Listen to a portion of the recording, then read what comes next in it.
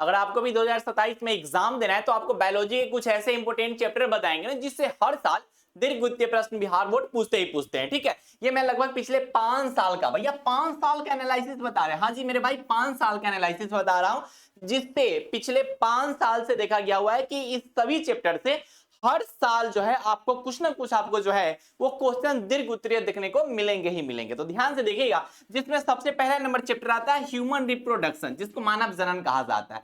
इससे मेरे भाई आप ना एक क्वेश्चन तो भैया आप फिक्स कर लो। ठीक है, आता ही आता है, हर साल आता है। अभी तक जो है लगभग पिछले 5 साल का मैं आपको डाटा बता रहा हूं कि अभी तक एक भी साल जो है वो मिस नहीं हुआ है जिसमें ह्यूमन रिप्रोडक्शन से जो है वो क्वेश्चन मिस किया गया हुआ हो। ठीक है, और 5 नंबर वाले क्वेश्चन यानी कि भैया 5 मार्क्स क्वेश्चन यहां से आपके जो है फिक्स होंगे। यानी कि मैं आपको इसलिए कह रहा हूं ना कि जब आपकी ऑफलाइन या फिर ऑनलाइन में मास्टर साहब पढ़ाएंगे नहीं चैप्टर, तो आप ध्यान से पढ़िएगा। इसलिए ध्यान से पढ़िएगा ताकि जब भी आप एग्जाम हॉल में बैठेंगे ना तो ये दीर्घ उत्तरीय प्रश्न को आप अच्छे से लिख सकेंगे। ठीक है, उसके बाद नेक्स्ट नंबर चैप्टर आता है मेरे भाई जिसका नाम है पुष्टि पादपों में लैंगिक प्रजनन। ठीक है, इस चैप्टर की अगर मैं बात करूं मेरे भाई, जिसको इंग्लिश में sexual reproduction in flooring plants कहा जाता है, इससे मतलब आप फिक्स्ड नहीं कर सकते। ठीक है, लेकिन लगभग जो है वो 70% संभावना रहता है कि क्वेश्चन जो है पूछ ही दिया जाता है। ठीक है, 70% संभावना रहता है। भैया पहल का जो चैप्टर बताया उससे तो 100% संभावना है, लेकिन यह जो चैप्टर मैं बताने जा रहा हूं मेरे भाई इसे 70% संभावना रहता है। इसलिए क्योंकि लगभग एक साल बीत करके इसे पूछ भी जाता है, नहीं भी पूछा जाता है, इसलिए मैं आपको कह रहा हूं। ठीक है, उसके बाद मेरे भाई नेक्स्ट नंबर चैप्टर है जिसका नाम है वंशागति और विविधताओं के सिद्धांत। इसकी अगर मैं बात करूं मेरे भाई तो इसकी भी संभावना जो है वो 70% के आसपास देखने को मिलती है। यानी कि इससे एक क्वेश्चन पूछ भी दिया जाता है और किसी किसी साल गैप भी कर दिया जाता है। ठीक है, तो मैं बता रहा हूं जो भी चीज है मैं आपको बताते जा रहा हूं, आप देखते चलिएगा। ठीक है, उसके बाद नेक्स्ट नंबर चैप्टर है जिसका नाम है, भैया ये नेक्स्ट नंबर चैप्टर का नाम नहीं है, आप अगर इस चैनल पे नए हैं अभी तक चैनल को सब्सक्राइब नहीं किए हैं तो भैया वाले इस खूबसूरत से प्लेटफॉर्म को सब्सक्राइब कर लीजिए, क्योंकि आप बिहार बोर्ड के फर्स्ट गाइडेंस चैनल पे आए हुए हैं। और इतना जो है आप जरूर कीजिएगा, आप अपने सभी दोस्तों को जरूर शेयर कीजिएगा। उसके बाद मेरे भाई नेक्स्ट नंबर चैप्टर जिससे एक क्वेश्चन तो भैया फिक्स्ड ही देखने को मिलेगा। ठीक, जैसे मैंने एक और चैप्टर बताया, ठीक है, ह्यूमन रिप्रोडक्शन, उससे एक क्वेश्चन फिक्स देखने को मिलेगा। उसके बाद दूसरा एक ऐसा मैं आपको चैप्टर बता रहा हूं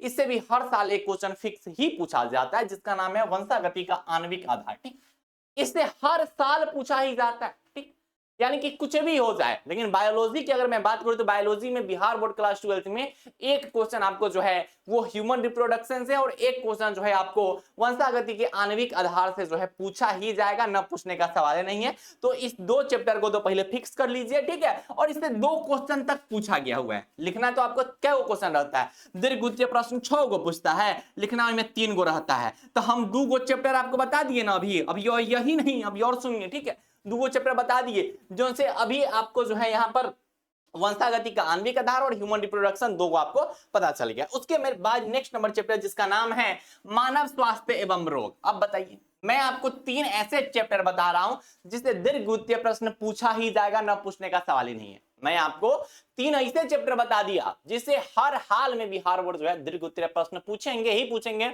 न पूछने का सवाल नहीं है। ठीक है, तो पहला नंबर चैप्टर मैंने आपको बता दिया भैया। ठीक है, इसके आगे के जो चैप्टर है उसको मैं एक बार देख लेता हूं। ठीक है, और भी आगे चैप्टर।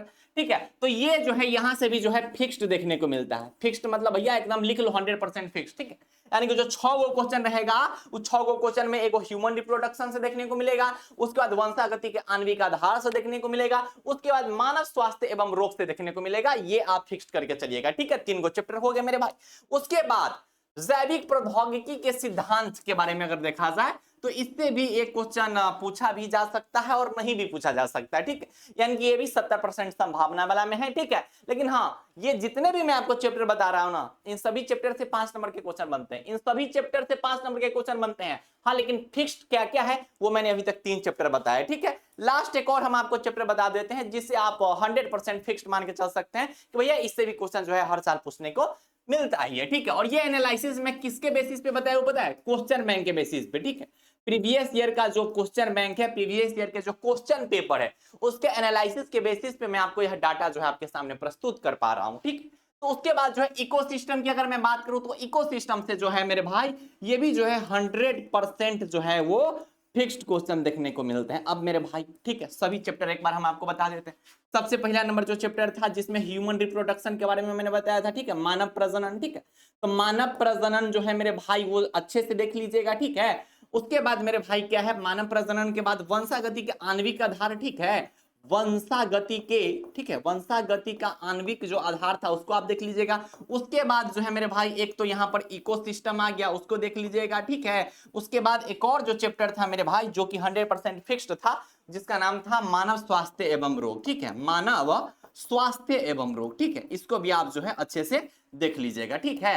ये भैया स्क्रीनशॉट ले लो, ये क्या कर लो मेरे भाई, स्क्रीनशॉट ले लो, इसलिए क्योंकि ये जो चैप्टर है मेरे भाई इससे 110% जो है फिक्स्ड क्वेश्चन जो है वो देखने को मिलेगा ही मिलेगा। यानी कि 4 गो क्वेश्चन हम आपको पहले बता दिए कि इन 4 गो चैप्टर से 4 गो क्वेश्चन मिलेगा। और 2 गो क्वेश्चन जो है कौन कौन से मिल सकता है, तो 2 गो क्वेश्चन अ से मिल सकता है, या फिर मान लीजिए अ से पूछ दिया जाएगा, या फिर ह से पूछ दिया जाएगा, ठीक है। 2 गो क्वेश्चन आपको इधर उधर से देखने को मिल सकते हैं, बाकी 4 गो क्वेश्चन मैंने आपको बता ही दिया।